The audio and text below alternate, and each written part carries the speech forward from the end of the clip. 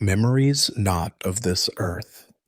The story begins in a quiet land in the remote countryside of Russia, where birch trees whisper under a pale gray sky.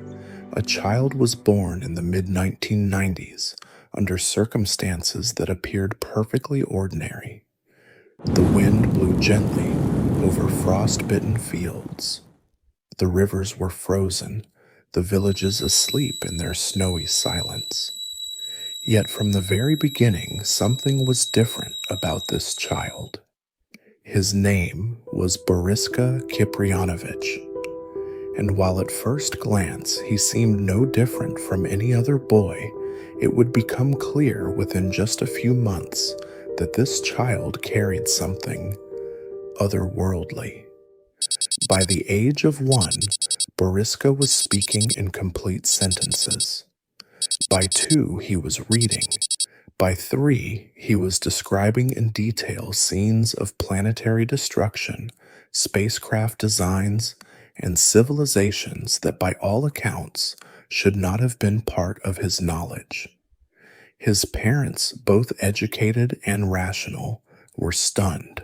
His mother, a medical professional, first believed his mind was simply advanced. But soon her scientific instincts gave way to something she could not explain, because Boriska didn't just seem smart, he seemed awakened. Impossible knowledge. At the age of 3, Boriska began telling his parents that he came from Mars. He spoke of the Cydonia region of energy control centers and of a catastrophic war that had reduced the Martian civilization to ruin. When asked how he knew these things, he would calmly say, "I remember." He would sit beneath the stars and point toward the red planet, speaking of cities made of stone and metal, of underground transport tubes, and of a civilization once more advanced than Earth's. He drew complex diagrams of engines that resembled ion propulsion systems, and he claimed that Martians used crystal-based technology for power and healing. Boriska also described how the Martian race had become nearly extinct due to a global nuclear war. Was the result of greed and pride. He said the air became poisoned, the ground scorched. We moved underground. More chillingly, he spoke of how some Martians had survived and had come to Earth. According to Boriska, he himself had been one of them reincarnated in human form to continue a mission that had begun eons ago. Memories of a lost world. When researchers and journalists began interviewing Boriska, they were struck not just by what he said, but how he said it. His words were calm, confident, almost solemn. He didn't claim or boast. He remembered. His eyes never flickered with uncertainty. He spoke of tall Martian beings, nearly 7 feet in height, with elongated skulls and bronze-colored skin. They did not breathe oxygen, he said, but a different mixture of gases. They communicated telepathically and lived for centuries. They had once visited Earth regularly, especially in the time of ancient Egypt. What shocked scientists was how accurately he described Cydonia Mensae, a real region on Mars with unusual formations, some resembling pyramids, and a human-like face photographed by NASA's Viking orbiter in 1976. Boriska had never seen these images. He was a child, yet his descriptions matched the photos in uncanny detail. He also spoke of flying Kreta's saucer-shaped vessels that could travel interdimensionally, not just across space, but through time. These crafts, he said, were alive, made from a metal-organic hybrid that responded to thought. It wasn't technology as we understand it. It was something more conscious. Martians and ancient Egypt. Bariska's most controversial claim was that Martians had helped build the Egyptian pyramids. According to him, after the fall of the Martian surface world, surviving Martians traveled to Earth. Ancient Egypt, he said, was chosen because of its energetic alignment with Mars. He claimed that the pharaohs were hybrid beings, partially human and partially Martian, chosen to carry out sacred duties on Earth. Bariska said that the pyramids were not just tombs or monuments, but energy transmitters' tools to open portals between dimensions. Deep beneath the Great Pyramid of Giza, he claimed lies a crystal power source from Mars called the Heart of the Red Planet. This device, long dormant, could one day be reactivated, but only when humanity is spiritually ready. He warned that attempts to open this chamber too soon would bring chaos. The Circle of Return. Bariska spoke of a device called the Circle of Return, which he claimed could allow souls to reincarnate through specific planetary alignments. This device, he said, is hidden on Earth, kept secret by a small group of people who understand the cosmic cycles, but who fear what will happen if the truth is revealed too soon. The circle is not a machine in the conventional sense. It's a vibrational chamber capable of syncing the soul to the energy frequencies of different planets, allowing interdimensional reincarnation. When asked how he knew about this, Bariska's answer was simple: I used it before I came here. The mission. He claimed he was not alone. There are others like me, he said, children from other stars, other worlds. We were sent here to awaken humanity before it's too late. According to Bariska, Earth is approaching a dangerous turning point, the same kind that destroyed Mars. Greed technology without wisdom and disconnection from the divine. These, he said, would lead to another collapse unless we remembered who we truly are. He said that he and others had volunteered to come here not as saviors, but as reminders to help humans reconnect with their cosmic origins and to reawaken the link between Earth and the stars. The divine connection. Perhaps the most profound aspect of Bariska's story was his understanding of God. He didn't describe God as a man in the sky or even a personal deity. To him, God was the source, an infinite consciousness present in all life across all planets. He said the Martians once had deep spiritual wisdom, but lost it in their pursuit of power. That was when their civilization began to die. He warned that Earth was making the same mistake. God is not found in temples, he said, but in the vibration of truth, in the energy of love, in the silence between thoughts. He claimed the purpose of life was to evolve the soul, to transcend the physical, to remember our divine origins.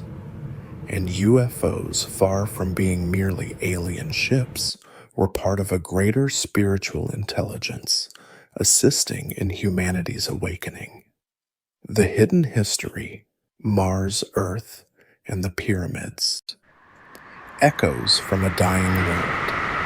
Bariska spoke often of a tragic past, one that echoed in the dust of a red planet and in the myths carved into Earth's ancient stones. According to him, Mars was once thriving, with towering cities, crystalline towers, and spiritual temples that harmonized technology and consciousness. The Martians lived in balance, with the cosmic rhythms until power and ego overtook them. A great war erupted between factions. Advanced weapons based on energy fields and atomic principles were unleashed. The sky turned black, Bariska said. The rivers dried up. The surface was poisoned. In desperation, survivors fled underground or left the planet entirely. Earth was one of the destinations. But it wasn't just a physical migration. It was also a spiritual mission, a last attempt to preserve wisdom that would otherwise be lost forever. The Martian Exodus to Earth. Bariska claimed that some of the surviving Martians, those with interstellar capabilities, traveled to Earth in ancient times. Their ships used a form of energy that could bend both time and space. According to him, they didn't land in the way we imagine. They phased into Earth's dimension through natural portals, what some ancient cultures called stargates. The place they chose was not random. They were drawn to Egypt, a land aligned with celestial geometry, where the Earth's energy grid intersected with cosmic frequencies. It was there that the Martians found early humans primitive, but with potential. They didn't rule, Bariska said. They guided, they passed on knowledge, but only fragments enough to light a spark. The ancient gods of Egypt, Ra, Osiris, Thoth, were, according to Bariska, not mythical beings, but representations of real interstellar visitors. Their appearances were exaggerated over time, but their wisdom was real. The construction of the pyramids. One of Bariska's most shocking claims was that the Great Pyramid of Giza was not built by slave labor or primitive tools, but with vibration-based technology, possibly involving sound and frequency. He described how large stone blocks were lifted by harmonizing with their atomic structure, making them weightless. This technology, he said, came from Mars and was part of what he called the science of consciousness. But the pyramid wasn't just a monument. According to Bariska, it was a multidimensional machine. It's not a tomb, he insisted. It's a portal, a transmission device. When correctly activated, the Great Pyramid could transmit energy across the solar system or even open gateways between worlds. Its placement, its geometry, even its angle, relative to the stars, none of it was accidental. The crystal below Giza. Bariska spoke of a hidden chamber beneath the Great Pyramid, something not yet discovered by modern archaeology. In that chamber lies what he called the heart of the red planet, a crystalline power source brought from Mars long ago. He said this crystal is dormant now, waiting for the right frequency to awaken it.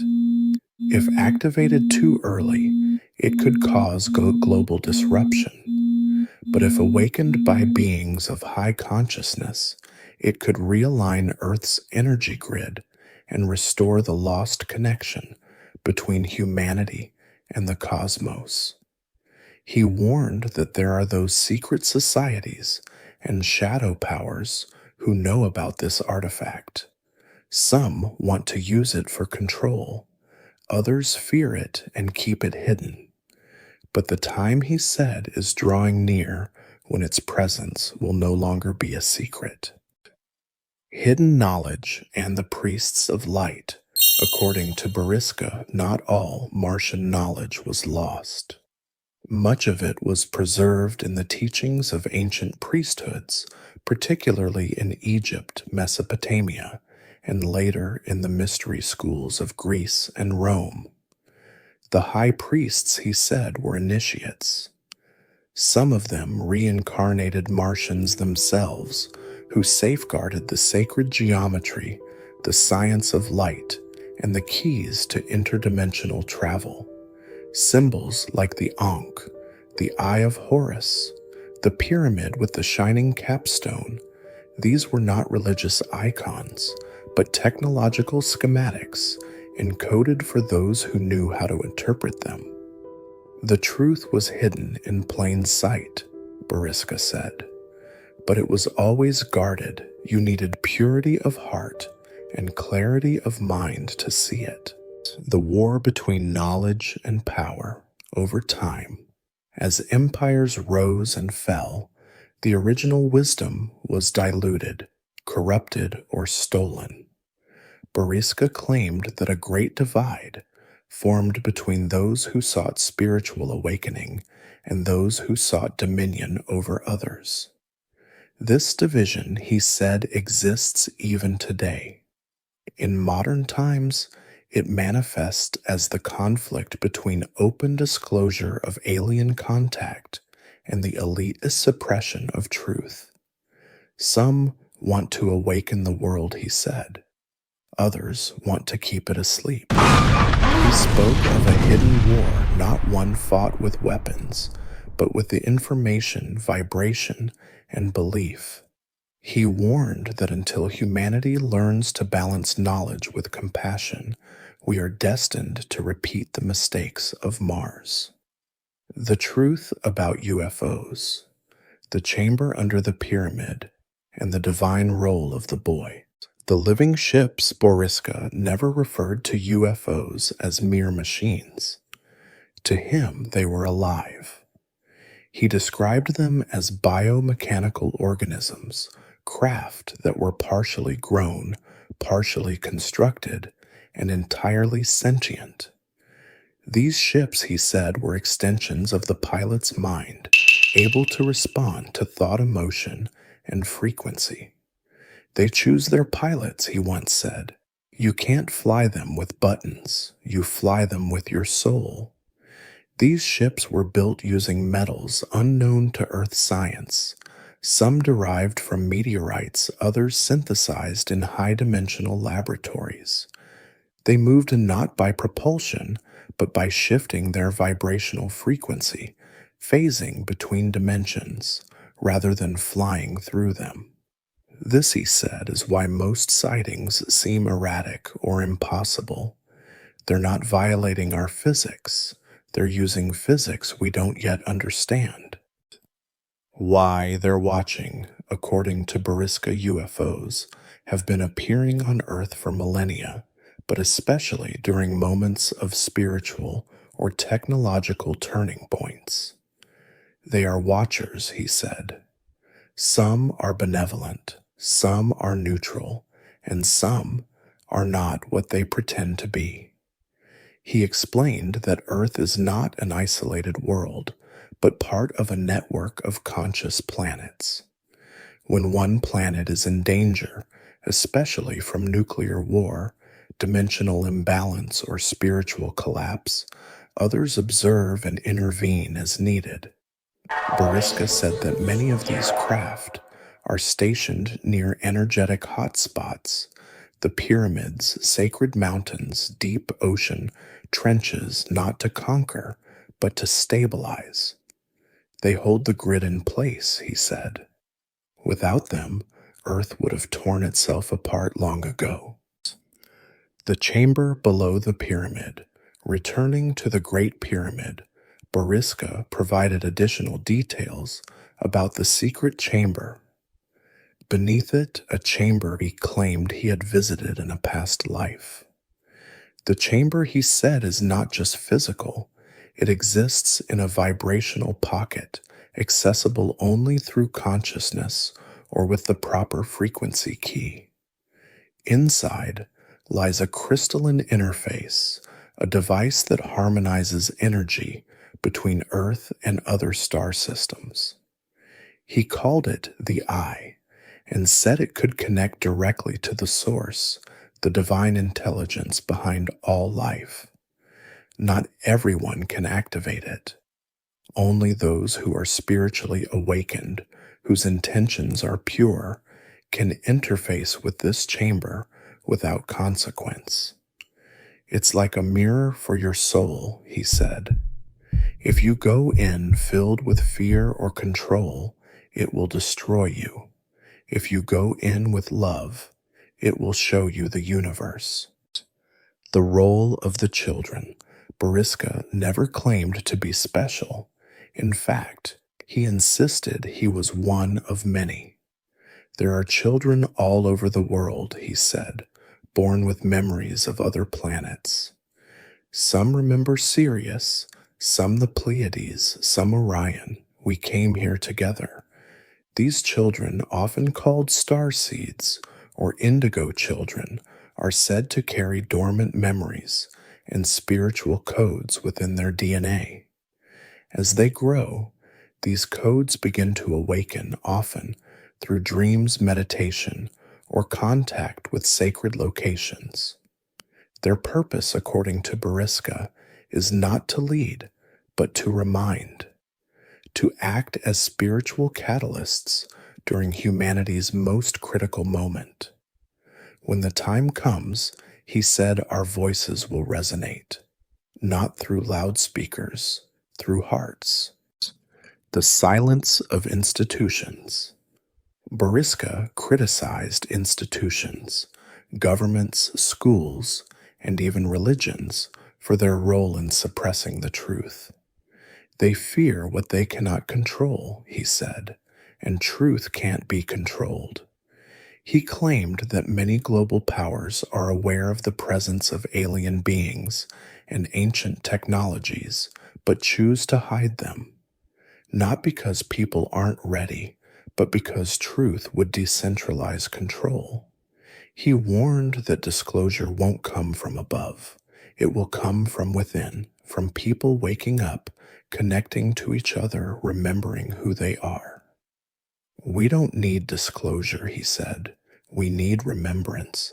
The divine source. Above all, Boriska emphasized the presence of the source, not a god in the religious sense, but a conscious field of infinite intelligence and love. He claimed that all life, all souls, all planets and galaxies originate from this source. Some call it God, others the Creator, but its essence, he said, is vibration. The source speaks in frequency, Boriska said. It speaks through light, through feeling, through geometry. The purpose of the soul is to return to resonance with this source. And Earth, despite its chaos, is a sacred school, a place where souls grow through contrast and choice. The final alignment. Boriska concluded many of his interviews with a warning and a hope. There will come a moment, he said, when Earth must choose its path. One leads back to the stars, the other to ruin. He believed a cosmic alignment was approaching, one where Earth's frequency would shift and human consciousness would be tested. Those who live in fear, division, and control would fall into confusion. Those who live in truth, unity, and love would rise into a new awareness. It's not the end, he said. It's the beginning, a warning from a fallen civilization and the question for humanity. The mistakes of Mars. Boriska's eyes would often dim when he spoke of Mars. His tone, usually calm and curious, would become heavy, weighted with memory. We were like you, he would say. Curious, brilliant, reckless, he explained that Martian civilization had once reached heights unthinkable to us, mastery over interstellar travel, energy manipulation, and the subtle sciences of the soul. But it wasn't enough. Politics, greed, and pride corroded their society from within. Science without spirit is suicide, he warned. That's what we learned too late. Their nuclear war unleashed in desperation and mistrust ended everything. The surface of Mars was scorched, the atmosphere destabilized, the planetary consciousness collapsed. A few escaped, fewer survived, and those who did carried the burden of memory into other lifetimes. The cycle repeating Earth is on the same path, Boriska often said. The signs are everywhere. He pointed to the arms race, environmental collapse, mass manipulation, and growing disconnection from spiritual truth. He said the same patterns that led Mars to its downfall were repeating step by step on Earth. But he also believed that Earth held something Mars had lost, a second chance.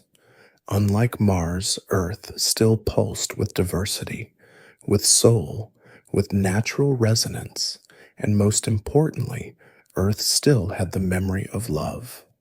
He said that humanity stood on the edge of a fork in time. One path leads to rebirth, the other to ruin. We are not here to save you, he said. We are here to remind you that you can save yourselves. The hidden intervention.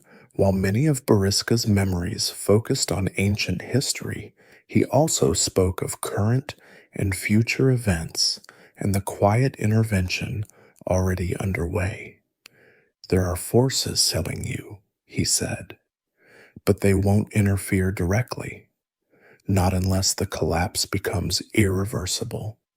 He described what many UFO researchers have long speculated: alien interference with nuclear weapons systems, missiles shutting down inexplicably, launch codes scrambled, silos powered down seconds before activation. It happened on Mars, Boriska said, but not in time. On Earth, they are trying again. They are giving you space to choose differently. He warned, however, that this mercy has limits. There will not be a third chance. If Earth destroys itself, it will echo through the solar system, through the timelines, through soul cycles. The real apocalypse. Boriska rejected the common image of the apocalypse, fire, brimstone, chaos. To him, the true apocalypse is far more subtle.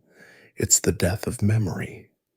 He said that if Earth were to fall, the soul cycles of billions would be thrown into confusion. The connection to Source would fracture. The trauma would bury itself into our spiritual DNA, taking eons to heal. But he also offered hope. The true apocalypse is also the revelation, he said, a moment where everything hidden becomes visible. The veils drop, the masks fall, and truth stands naked before the world. He believed this moment was near. A message to humanity. In one of his final public appearances, Boriska left behind a short statement, one he said was not from him, but through him. You are not alone. You have never been alone. We walked beside you when you first looked to the stars. We whispered in the hearts of your poets and prophets. We stood silent when you chose pain, waiting for you to return. And now you stand at the gate, behind it, truth. Ahead of it, choice. Choose remembrance, choose unity, or choose the silence of another broken world. It echoed like scripture, like a warning, like a final gift. The great question, ultimately. Boriska's story was never about aliens or even Mars.